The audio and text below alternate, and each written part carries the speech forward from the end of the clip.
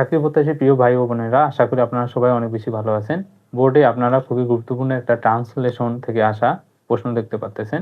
এই প্রশ্নটা আসে 14তম শিক্ষক নিবন্ধন পরীক্ষায়। তো খুবই গুরুত্বপূর্ণ একটা ট্রান্সলেশন। আশা করি আপনারা এই কোশ্চেনের সম্মুখীন হয়েছেন এর আগেও। তো হয়তো এটা আপনারা জানেন অথবা হয়তো অনেকে ভুলে গেছেন। তো এই কনফিউশনটা আজকে একদম ক্লিয়ার করে দিব আমি। কথা দিচ্ছি। দেখেন, আমি এইমাত্র তোমার চিঠি পেয়েছি, এই যে কিছু পেয়েছি, এই ধরনের যদি শব্দটা থাকে এসি, আসো, আসেন, তাহলে মূলত এটা হয় প্রেজেন্ট পারফেক্ট টেন্স। আর প্রেজেন্ট পারফেক্ট টেন্স মানে হচ্ছে যে হ্যাভ হ্যাজ প্লাস ভি3। প্রেজেন্ট পারফেক্ট টেন্স মানে কি? হ্যাভ হ্যাজ প্লাস ভি3। যেমন আমি একটা যদি উদাহরণ দিই, আমি ভাত খেয়েছি, তাহলে আই হ্যাভ ইটেন রাইস। আমি এই মাত্র ভাত খেয়েছি, I have just eaten rice.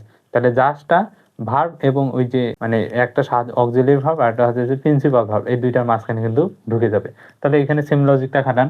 আমি এই মাত্র তোমার চিঠি পেয়েছি, তাহলে যদি এই মাত্রটা বাদ দিই, আমি তোমার চিঠি পেয়েছি, তাহলে I have received your letter. তাহলে এই মাত্র, তাহলে জাস্টটা ভিতরে ঢুকে দেন। তাহলে জাস্ট ভিতরে কোথায় আছে দেন? অক্সিলিয়ারি ভার্ব ভি3, এখানে অক্সিলিয়ারি ভার্ব নাই মানে কাটা।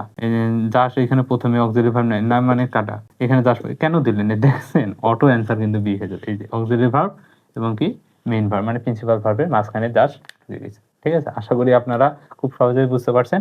একদম কনফিউশনটা একদম পানির মতন ক্লিয়ার করে দিয়েছি। তারপরে যদি আপনাদের সমস্যা থাকে তাহলে আপনারা ক্লাসটা আরেকবার রিপিট করবেন, দেখবেন যে একদম ক্লিয়ার হয়ে গেছে।